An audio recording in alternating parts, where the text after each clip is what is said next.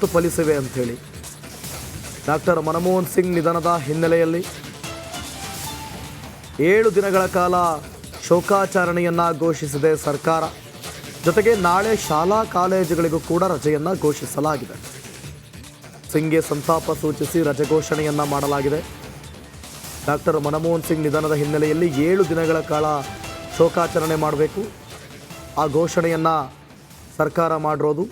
ಜೊತೆಗೆ ನಾಳೆ ಬಹುತೇಕ ಎಲ್ಲ ಶಾಲಾ ಕಾಲೇಜುಗಳಿಗೂ ಕೂಡ ರಜೆಯನ್ನು ಘೋಷಿಸಲಾಗಿದೆ.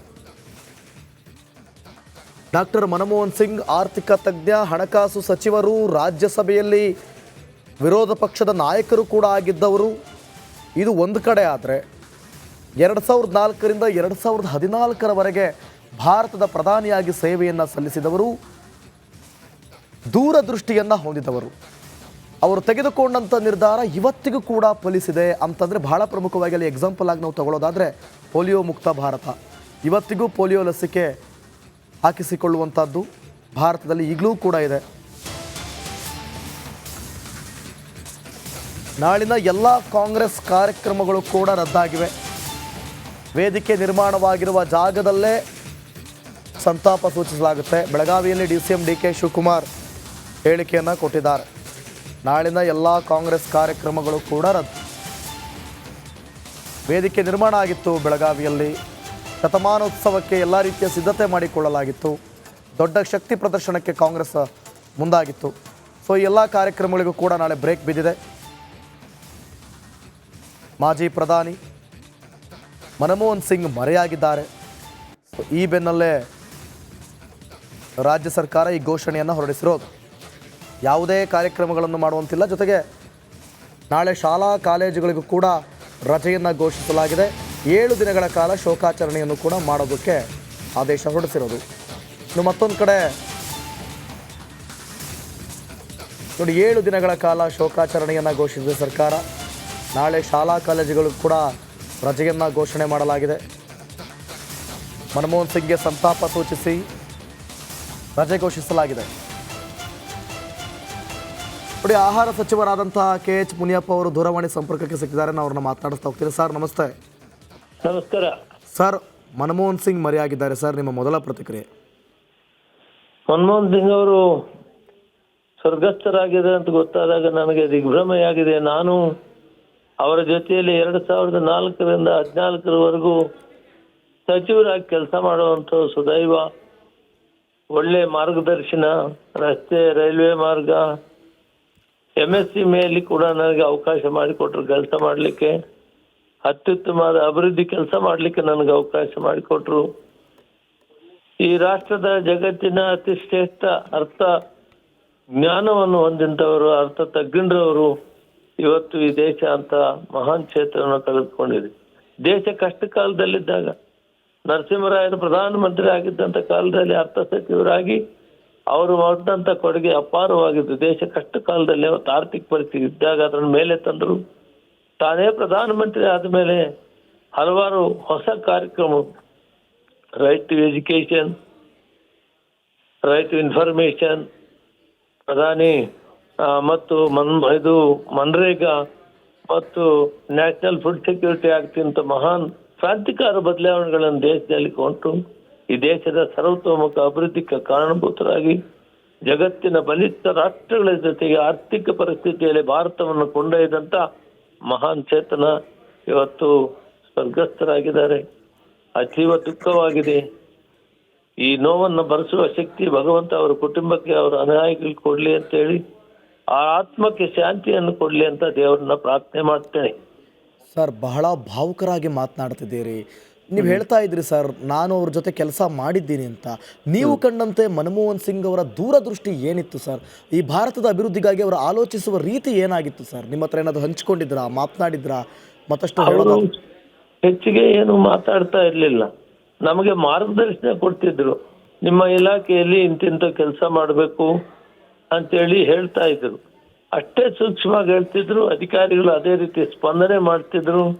ಅದರ ಮುಖಾಂತರ ಬಹಳಷ್ಟು ದೊಡ್ಡ ಪ್ರಮಾಣದಲ್ಲಿ ಕೆಲಸಗಳನ್ನು ಮಾಡೋಕ್ಕಾಗಿದೆ.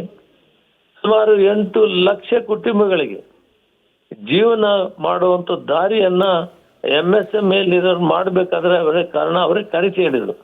ನನ್ನ ಪ್ರಧಾನಮಂತ್ರಿ ಎಂಪ್ಲಾಯ್ಮೆಂಟ್ ಜನರೇಷನ್ ಪ್ರೋಗ್ರಾಮ್ ಅಂತಿದೆ MSMEಯಲ್ಲಿ, ಕಾಳಿ ವಿಲೇಜ್ ಕಮಿಷನ್ ಒಳಗಡೆ.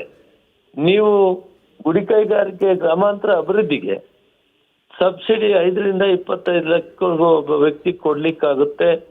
ಬ್ಯಾಂಕ್ಗಳ ಸಹಾಯ ಪಡೆದು ಇದೊಂದು ದೊಡ್ಡ ಕಾರ್ಯಕ್ರಮ ಮಾಡ್ಲಿಕ್ಕೆ ಅವಕಾಶ ಇದೆ ನೋಡಿ ಅಂತ ಹೇಳಿದೆ. ಅದನ್ನು ನಾನು ಅಧಿಕಾರಿಗಳನ್ನ ಕರೆಸಿ ಎಲ್ಲ ಮಾತಾಡಿ ಮಾಡಿ 1 ಲಕ್ಷ ಎಂಟರ್ಪ್ರಿನರ್ ಉದ್ಯಮಗಳನ್ನು ತಯಾರು ಮಾಡಿದ್ವಿ. ಅವರು ಒಬ್ಬರು 8 ಜನಕ್ಕೆ ಕೆಲಸ ಕೊಡೋ ಅವಕಾಶ ಅಂದ್ರೆ 8 ಲಕ್ಷ ಕುಟುಂಬಗಳಿಗೆ ಅವಕಾಶ ಮಾಡಿ ಇದೊಂದು ದೊಡ್ಡ ಕಾರ್ಯಕ್ರಮ ನನ್ನ ಕೈಲಿ ಮಾಡಿಸಿದ್ರು. ಅದು ಅವರ ದೂರದೃಷ್ಟಿ, ಅವರ ದೇಶದ ಚಿಂತನೆ ಮತ್ತು ಯುವ ಪೀಳಿಗೆ ಅಭಿವೃದ್ಧಿ ಮತ್ತು ಯುವಕರಿಗೆ ಎಂಪ್ಲಾಯ್ಮೆಂಟು ಮತ್ತು ಅವರು ಒಂದು ಕೈಗಾರಿಕೆ ಮುಖಾಂತರ ಬದುಕೋದಕ್ಕೆ ದಾರಿ ನೋಡಿದಾಗ ಅವರ ದೂರದೃಷ್ಟಿ ಇಷ್ಟು ಅಂತ ಹೇಳಲಿಕ್ಕೆ ಸಾಧ್ಯವಿಲ್ಲ.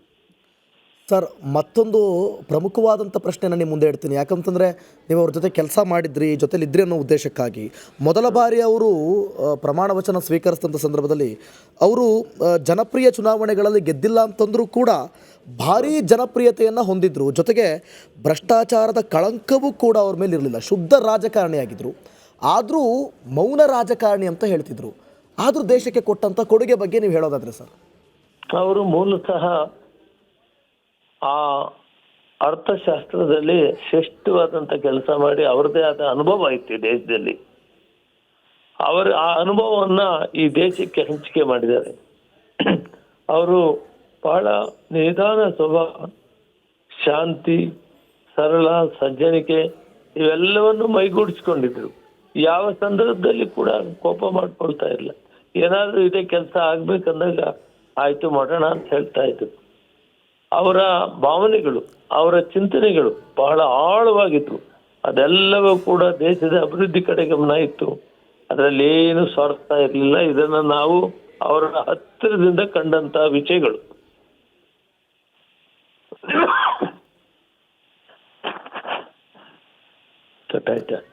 Hello, okay thank you sir, republic Kannada ಜೊತೆ ಮಾತನಾಡೋದಕ್ಕಾಗಿ.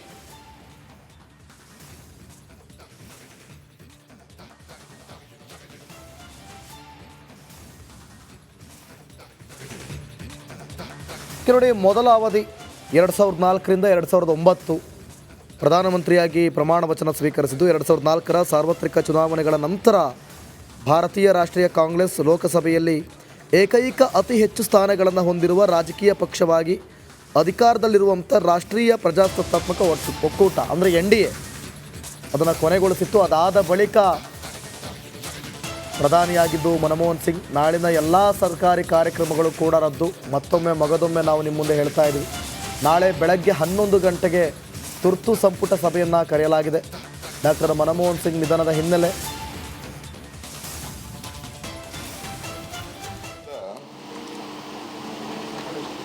ಒಬ್ಬ ದೊಡ್ಡ ಆಸ್ತಿ, ಈ ದೇಶಕ್ಕೆ ಆಸ್ತಿ. ನಮ್ಮ ರಾಷ್ಟ್ರದ